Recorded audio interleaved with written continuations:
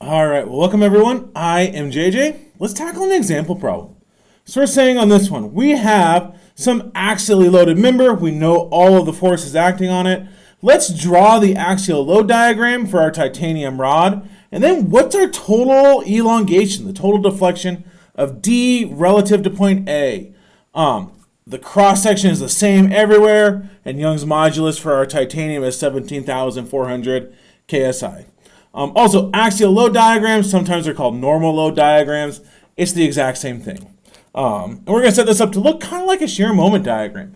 We're going to save space just directly below our rod in here. So coming straight down, we'll draw out right here an axial load. Axial load. And our units here should match our force. We're going to be in kips for this. Kips up above, kips down here. And really, I could come in and try to make a free body diagram of each individual section. If I look in here, what's going on from A to B will be that first thing I want to come in and figure out. Then I'll try to figure out what's going on from B to C. And finally, what's going on in between C and D. If I'm doing that, I'm going to make a slice somewhere in this section. So I'm cutting between A and B, and I'm going to circle in here all the way back and include everything to either end of my beam. It doesn't matter which way I go, I'll get the same answer out. But if I go to the right with this, I have to include a lot of stuff. If I come around here to the left, I only have to include my 500 kips. But my free body diagram of this, FBD of AB, would just get in here. I have my rod going out to my cut. I have 500 kips here. And to be in equilibrium, we probably don't need an equilibrium equation to do this at this point, but I have to have 500 kips in compression. 500. If I'm in compression, it means I'm negative. So in this first interval, my normal force in here, this is my axial load from A to B. We'll call that FAB. FAB, if we're in compression, is negative. So in this first interval, let's plot negative 500. Negative 500. And really, we're just repeating that in every interval that we come in and work with in here.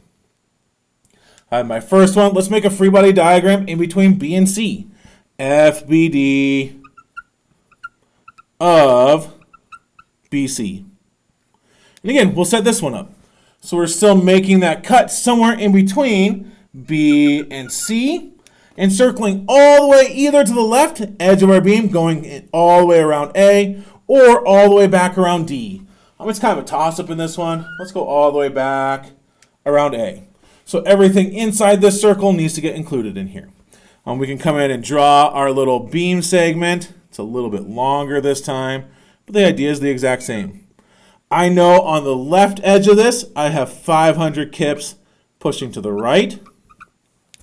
I know that at that cut, I'm going to have an unknown in here. Let's just label it as an unknown because it's a little bit more complicated this time. But that's our internal force between B and C. So we're going to call that FBC. And then partway in between there, my distances don't really matter in here. I have 700 kips going to the left. So I just label 700. If I were to come in and find FBC, I'm just summing forces in the X. 500 minus 700 plus FBC has to get me to 0. For equilibrium, FBC has to be 200 kips. So we can come in here and label a 200 line. In this second interval, we just found this one has to be 200. We get an instant change in there at that interval change, where the 700 is applied. And then the last interval, we can come in, we're now making a cut somewhere between C and D. And I could circle to the left again. I would have 500, 700, 800 I have to include, and an FCD. Or I could take the easy approach and say, well, let's circle to the right. There's less of a force that I have to include in here. So let's do a free body diagram. FBD of CD. Just continuing that out. Well, actually, let's show both of them just to prove that we really do get the same thing in here. But let's do that easy one first. So my cut's on the left edge in here. Going out to the right, I have 1,000 that we're putting in here. 1,000 kips to be in equilibrium. We're in tension here, and it has to be 1,000 as well. So my FCD is also 1,000 kips. So I'm going to end up here at 1,000 as we go through that. But that would be my axial load diagram. Again, let's go ahead and show, just to prove it. I could have gone the other way with that free body diagram. I could have put my cut all the way out here at the right edge. I would have had an FCD that will ultimately end up finding. And we'll go all the way around to our left edge in our free body diagram. That means I have to include that 500 kips at the far left edge. It's pointing to the right 500.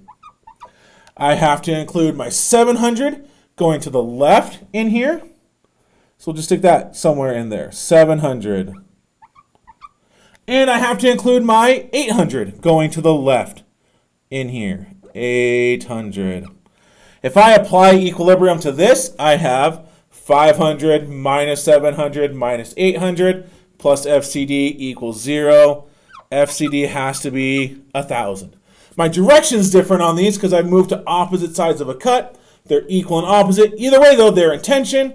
Tension is a positive axial load. So we have 1,000 we can label up here. But that gets me what's my axial load in my 3 different intervals. I can come in and say, well, the main equation I use to determine elongation is delta.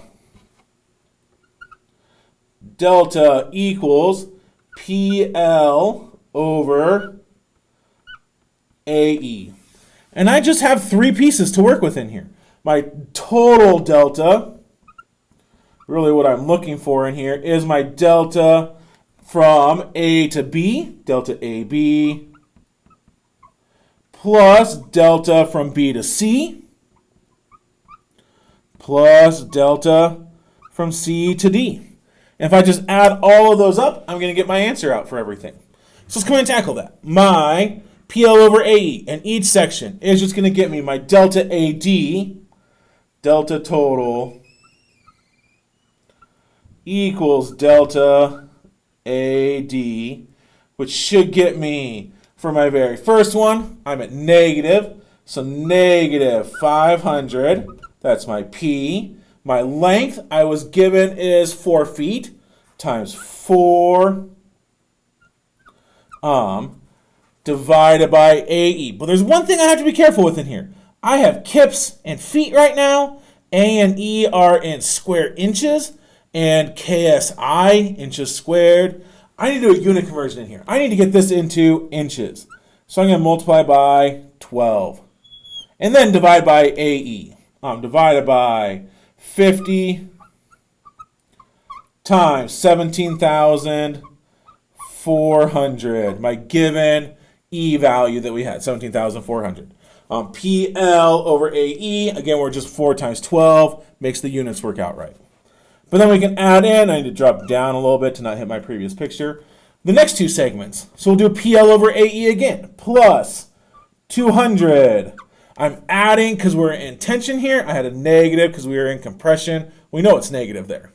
But 200 times my length, well, my length we were given is 3 feet. 3. But again, everything else is in inches. Let's convert this. 3 times 12, or 36 inches, over AE. 50 times 17,400. PL over AE again. And then our last one, plus in interval CD. We have our P is 1,000 kips. Our length is 5 feet. 5 feet times 12 inches per foot to make our units all be in KSI at the end of this, or in inches at the end of this. Divided by AE. Divided by 50 times 17,400 is going to get us a total deflection here of delta AD,